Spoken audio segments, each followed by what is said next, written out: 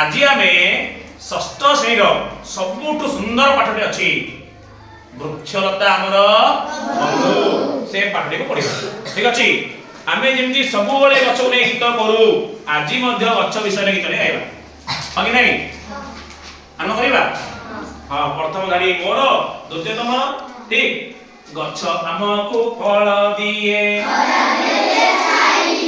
गच आमको फल दिए ए गच भली हब किए ए गच भली हब किए गच दिए अम्लजान गच दिए अम्लजान ए गच भली हब किए ए गच भली हब किए बहुत बढ़िया ये पिले जो पाठटी अछि वृक्षलता प्रकृतिर बंधु ना बंधु न बंधु कि नहीं ठीक सेमती गोटे बढ़िया पाठ अछि आम षष्ठ श्रेणी साहित्य बही रे लेखक डॉक्टर जगन्नाथ महानंद द्वारा नहीं प्रथमे मु पढ़िबी तमे बही देख आ सुन तापरे तमे माने पढ़िबो आमे देखिबो जण जण करी समस्त पढ़िबो ठीक अछि पढ़िबा बढ़िया सुंदर श्यामल अरण्य ता मध्यरे पवित्र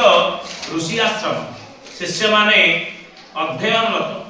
सेमानंकर शिक्षा केवल पुस्तक पठन मध्य सीमित नुहे उद्यान कर्म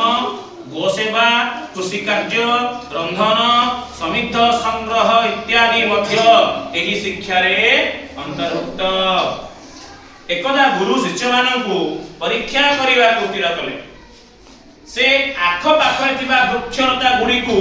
देखि आसीबा पई सेमानकु पठाइले एवं केउ वृक्ष बा लताटी मनुष्यर उपकार रे आसु नाही कहा जणेबा पई निर्देश देले शिष्य माने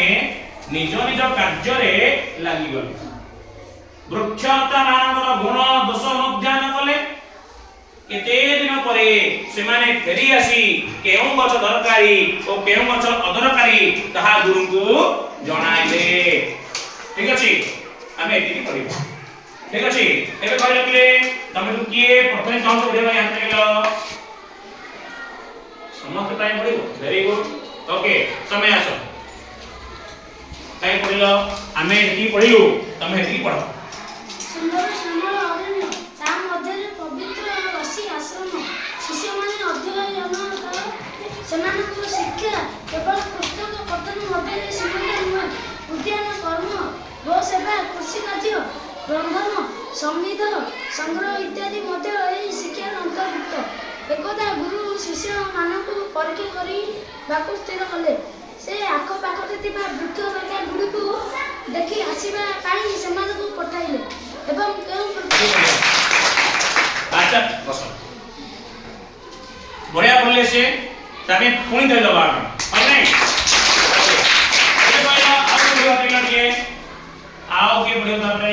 हां तमे आस बढ़िया ना ए पढ़लमा सुंदर श्यामल अरण्य ता मध्ये पवित्र ऋषि आश्रम शिष्य माने अध्ययन सेमानकर शिक्षा केवल पुस्तक पठन मध्य सीमित नुहे उद्यान कर्म गोसेवा कृषि कार्य रंधन समिध संग्रह इत्यादि मध्य एही शिक्षार अंतर्भुक्त एकता गुरु शिक्षा मानक परीक्षा करबा को स्थिर कले से आख पाखरे थिबा वृक्षलता गुडी को देखि आसीबा सेमानक पठाइले एवं केउ वृक्ष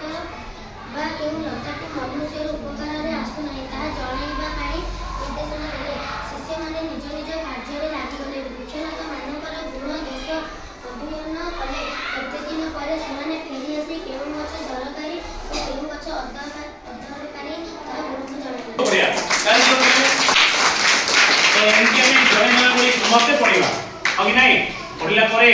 आमे पाठ प्रश्न बुझिबा।